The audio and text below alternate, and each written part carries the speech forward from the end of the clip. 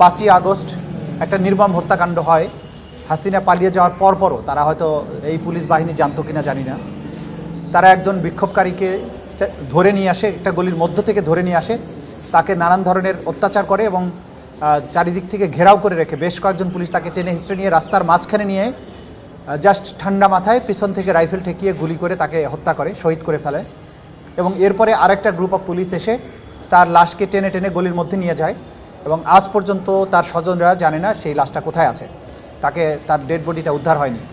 আমাদের তদন্ত সংস্থা এই বিষয়ের উপর তদন্ত করছে। এই মামলার যারা আসামি এবং বিশেষ করে এই মামলাতে আজকে যারা 5 জন তারা আদালতে হাজির হয়েছিল, মামলাতে আরও একজন আসামি আছে যিনি পলাতক আছেন। এই মামলার একজন আসামি কনস্টেবল আকরাম, যে পিঠে রাইফেল ঠেকিয়ে হৃদয় হোসেন, সেই বিক্ষোভকারী আমাদের জুলাই বিপ্লবের যোদ্ধা হৃদয় হোসেনকে পিঠে রাইফেল ঠেকিয়ে গুলি করে হত্যা করে এবং গোটা দুনিয়ায় এই নির্মম দৃশ্য মিডিয়ার কল্যাণে এটা দেখেছে। সেই আকরাম হোসেন আজকে এখানে উপস্থিত ছিল কোর্টে। তাকে আমরা জিজ্ঞাসাবাদ করে কে তাকে এই রাইফেল দিয়ে গুলি করার হুকুম দিয়েছিল এবং তার সাথে কারা কারা ছিল তাদেরকে আইডেন্টিফাই করার জন্য, তার হুকুমদাতাদের আইডেন্টিফাই করার জন্য এবং তার লাশটি কোথায় নিয়ে গিয়ে গুম করা হয়েছে বা ফেলে দেওয়া হয়েছে সেটা উদ্ধার করার জন্য আমরা তাকে জিজ্ঞাসাবাদের জন্য কোর্টের কাছে 1 দিনের অনুমতি চেয়েছি।